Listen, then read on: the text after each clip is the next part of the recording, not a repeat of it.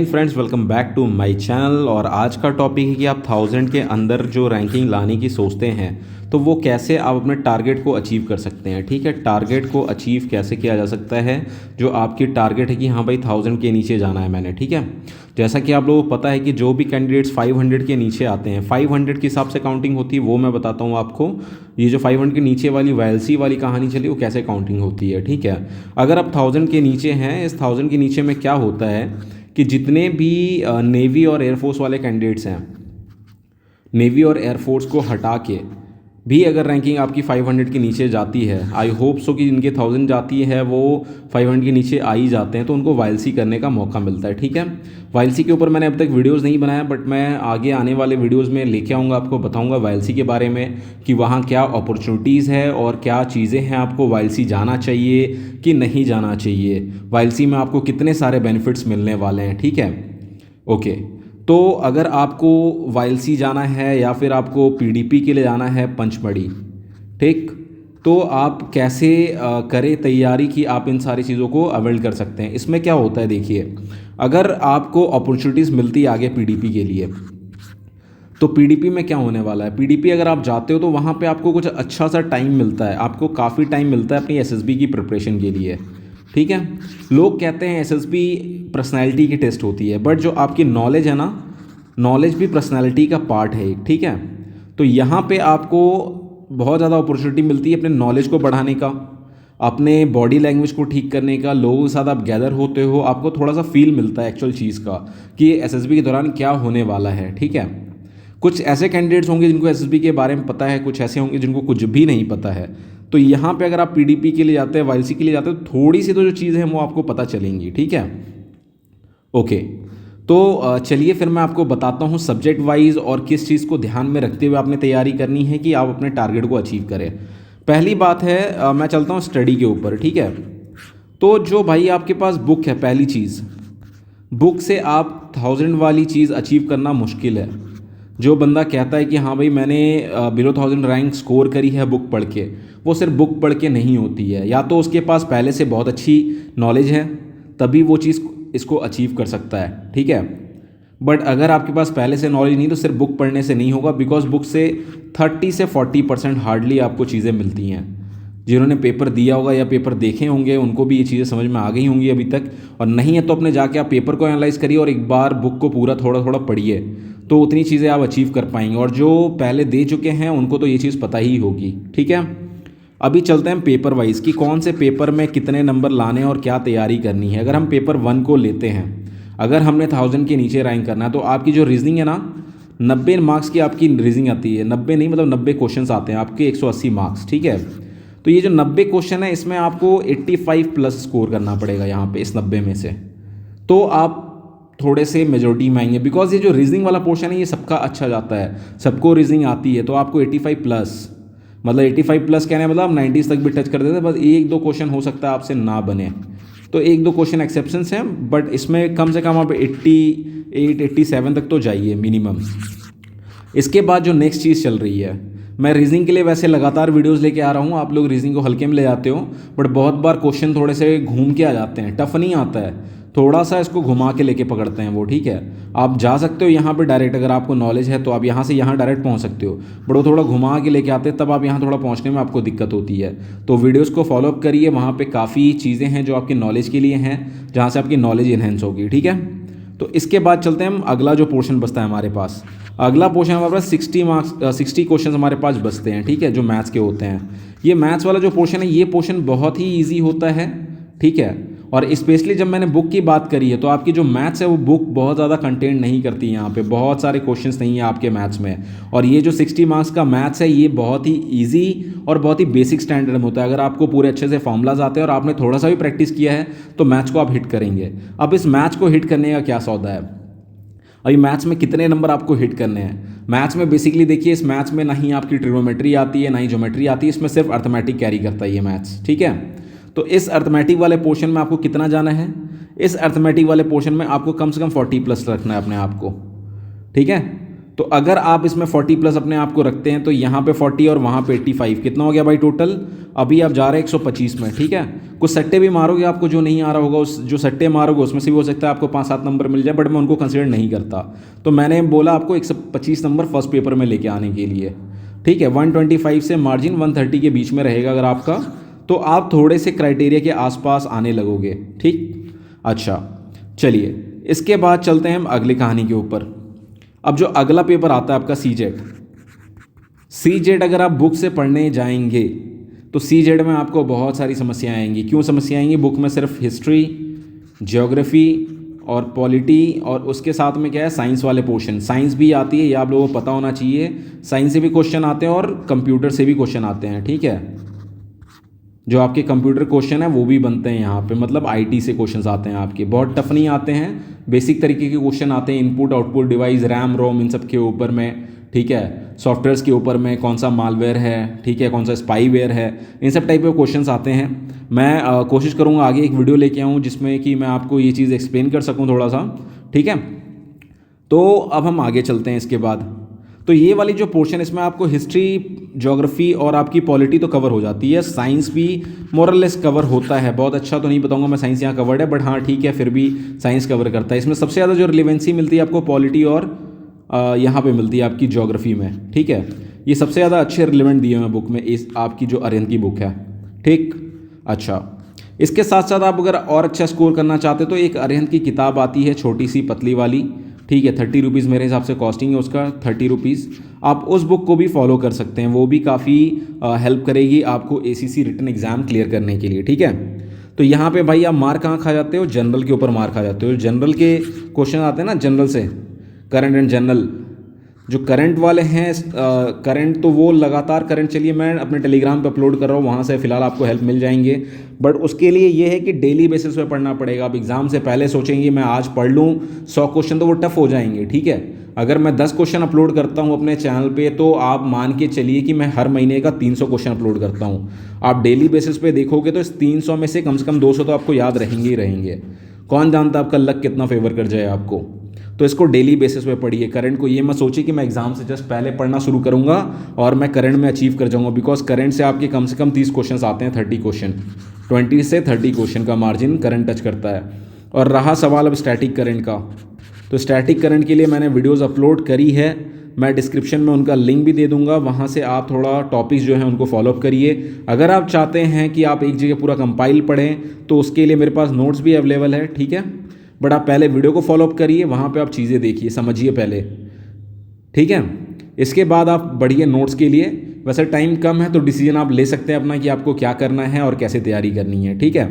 चलिए, तो इस वाले पोर्शन में कितना आपको कवर करना है, अगर आप चाहते हैं कि आपकी 1000 के नीचे रैंकिंग जाए, तो इस वाले पोर्शन में कम से कम आपको 110 प्लस कवर करना पड़ेगा। इस वाले पोर्शन में क्यों कवर करना पड़ेगा? जो नॉर्मल कैंडिडेट हैं उनके कम से कम 70 क्वेश्चन तक तो सबके राइट होते हैं, 70 मतलब एक एवरेज है 70 का, 70 से 80 का। बट आपको भीड़ से अलग होना है। इस 70 से 80 के दौरान रहोगे तो आप 2000 तक जाओगे, 2000 के ऊपर या 1500 से 2000 के अंदर आओगे, ठीक है, अगर आप ये मार्जिन लेके चलते हो तो 70 से 80 वाला। बट अगर आप ये 110 वाला मार्जिन टच करते हो तो श्योरली आप 1000 के अंदर जाओगे। इसके बाद आया भाई अगला पेपर, जो कि काफ़ी ज़्यादा इंपॉर्टेंट पेपर है, जो कि होता है इंग्लिश का, ठीक है। इंग्लिश वाले पेपर के लिए भाई कैसे तैयारी करनी है? इंग्लिश वाले पेपर के लिए वन वर्ड सब्स्टिट्यूशन वगैरह में आपको अपने आप को धोखा नहीं देना। इसमें 10 के 10 निकालने हैं आपने। ईडियम्स हो गए, आपके फ्रेजेस हो गए, इसमें भी 10 के 10 आपको निकालने हैं, ठीक है। आर्टिकल में आपको 10 के 10 निकालने हैं। प्रीपोजिशन में आप कम से कम 8 निकालना है आपने, ठीक है। रीअरेंज में आपको कम से कम 8 निकालना है। करेक्ट द सेंटेंस के अंदर आपको कम से कम 8 निकालना है, ठीक है। उसके बाद आपको नरेशन के अंदर पूरे के पूरे, मतलब जो डायरेक्ट और इनडायरेक्ट आता है आपका, डायरेक्ट और इनडायरेक्ट के अंदर आपको 10 में 10 चाहिए, ठीक है। अभी ये जो मुद्दा होता है आपका 10 में 10 वाला, ये 8 वाला, ये कैसे अचीव करोगे, ठीक है। तो ये जो रीअरेंज और करेक्ट द सेंटेंस आती है आपकी, इसके लिए आपका भाई टेंस और वॉइस बढ़िया होना चाहिए। टेंस और वॉइस ठीक है तो आप ये वाला पोर्शन कवर कर लोगे। नरेशन के लिए तो आपको पता ही है, ठीक है। डायरेक्ट इनडायरेक्ट के लिए आपकी नरेशन स्ट्रांग होनी चाहिए, ये आपको प्रैक्टिस करनी पड़ेगी, ठीक है। आपके बुक में बहुत अच्छे चीज़ें नहीं दी हुई हैं, मैं इसीलिए कहता हूँ 30% ही आपका बुक कवर करता है, बट आपको थोड़ा बहुत हेल्प मिल जाएगा वहाँ से, ठीक है। अगर आप लीव जाते हो तो कहीं क्लास ले सकते हो। मैं भी ऑनलाइन क्लासेस वैसे रन कर रहा हूँ वहाँ पे, अगर आप चाहते हो तो ऑनलाइन क्लासेस भी अवेल कर सकते हो। ठीक है। इसके बाद आपकी प्रिपरेशन आपके बुक से हो जाएगी प्रिपेयर, बट बुक में बहुत ज़्यादा नहीं है, मेरे ख्याल से 10-12 ही दिए हुए हैं। तो थोड़ा इसको नेट से देखिए, बाहर से देखिए, कोई और बुक में फॉलोअप करिए। आर्टिकल बुक से हो जाएगी, मैंने आर्टिकल के लिए एक 5-10 मिनट का वीडियो डाला है, उसको देख लीजिए तो आप 10 के 10 तो कंफर्म स्कोर करेंगे। मैं वन वर्ड सब्स्टिट्यूशन के ऑलरेडी आपको ऑनलाइन वॉइस ट्यूटोरियल देते जा रहा हूँ, उनको फॉलोअप करिए थोड़ा सा। एडियम फ्रेजेस के लिए मैं वॉइस ट्यूटोरियल लेके आऊँगा, नहीं लेके आ पाता हूँ या आपको वेट नहीं करना है तो आप बुक को फॉलोअप करिए, आपकी अरहन की बुक से आपको चीज़ें मिल जाती हैं। ठीक है। इसके बाद चलते हैं हम अगले में।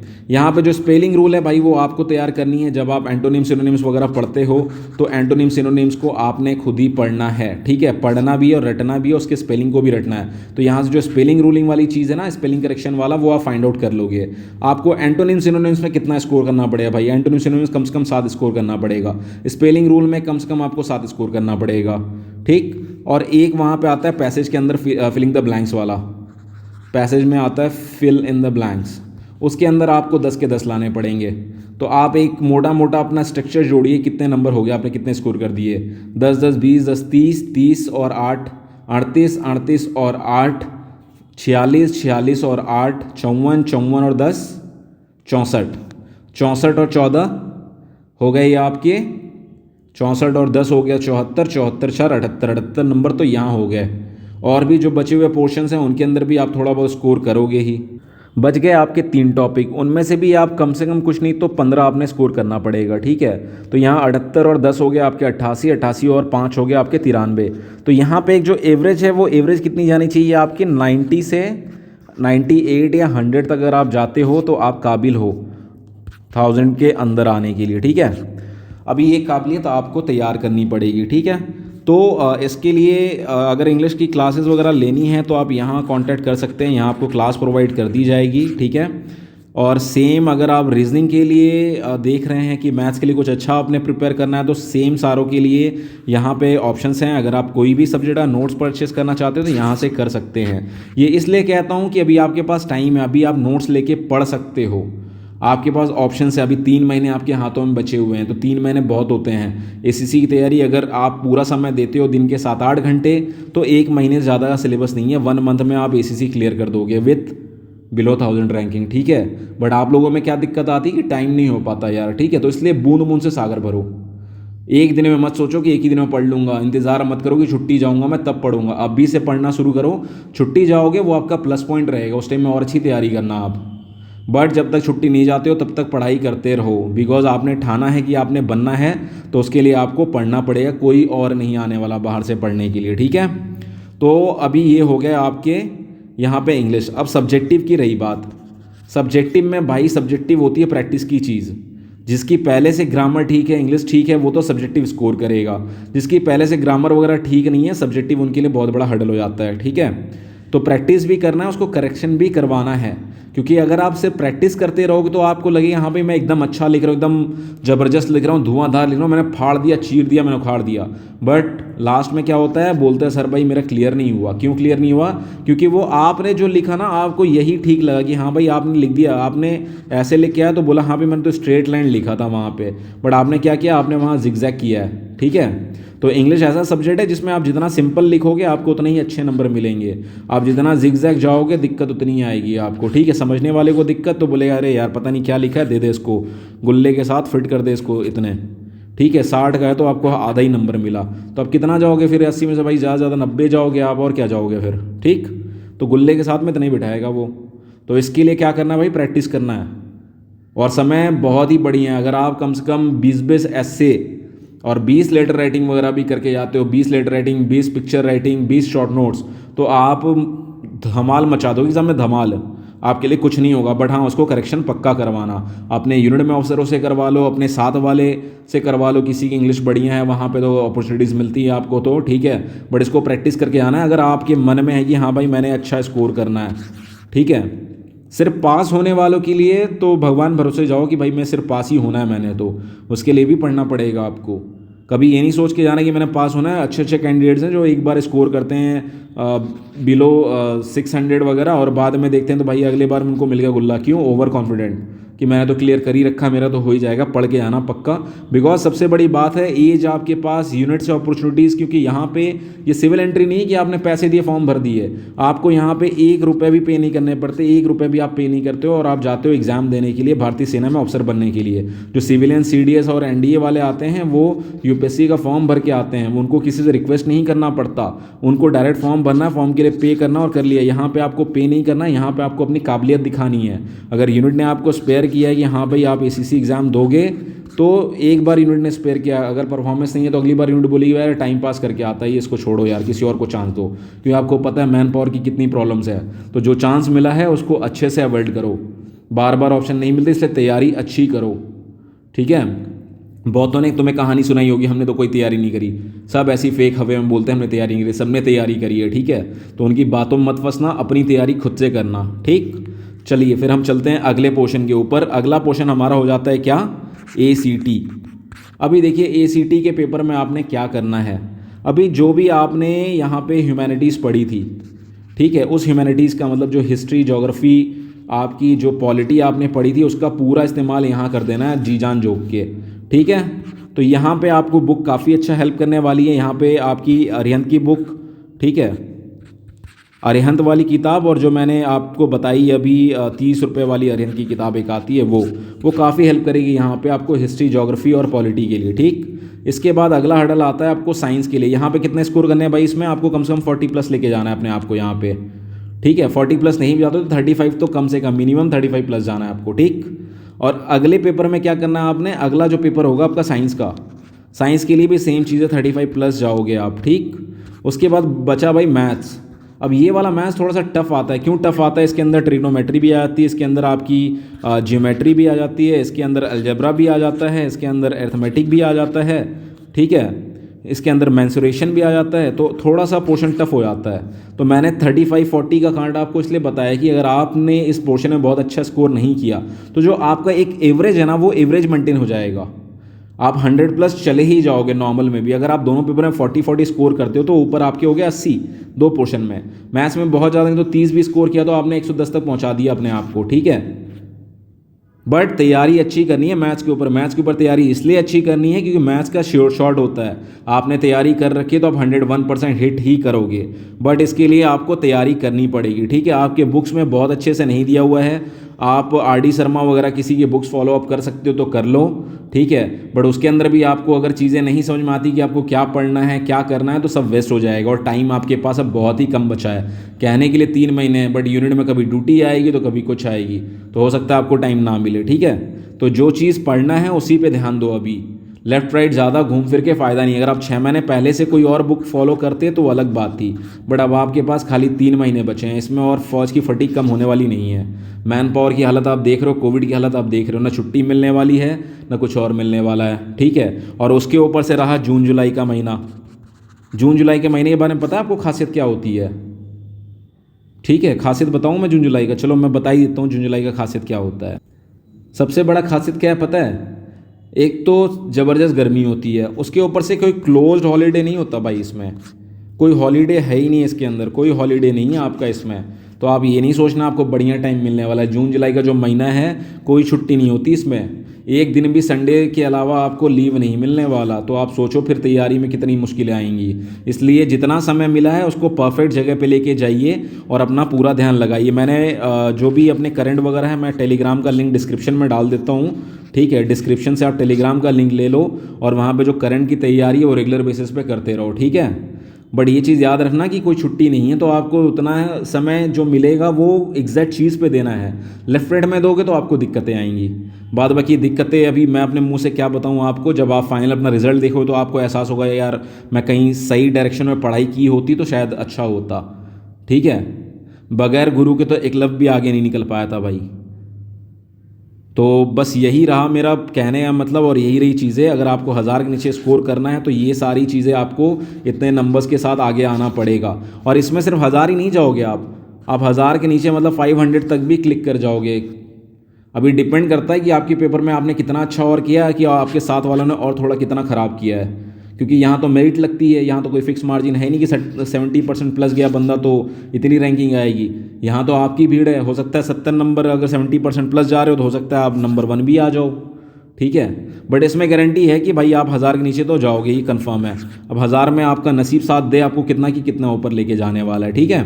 तो यही था जो भी इसका स्ट्रैटेजी है कि आप 1000 के नीचे कैसे रैंक लेके जाओ। क्योंकि देखो 500 और 100 बोलना मेरे लिए टफ हो जाता है। जिनके 500 और 100 रैंकिंग आती है ना भाई, वो मटेरियल खुद के तैयार मटेरियल होते हैं, वो फौज में आके नहीं पड़े होते हैं, वो पहले से ही उनकी जो नॉलेज होती है वो उस लेवल की होती है कि हाँ भाई 1000 और 500 तक वो क्लिक कर सकते हैं अपने आप को, ठीक है। बट अगर आप सोचते हो कि हाँ भाई मैंने मेहनत करनी, बिकॉज देखो आप लोगों की पढ़ाई छूट जाती है 2 साल तक, ठीक है। 2 साल तो मिनिमम लग जाते हैं सारों को ट्रेनिंग वगैरह कंप्लीट करके यूनिट में आने के बाद, और फिर आगे परमिशन लेते लेते 2 साल बीत जाते हैं। तो इस चीज़ में क्या होता है कि हो सकता है फिर पहले आपने 12 तक पढ़ाई करी हो, ये जो 500 1000 वाले हो सकता है वो बीएससी वगैरह पढ़ के आए हों, ठीक है।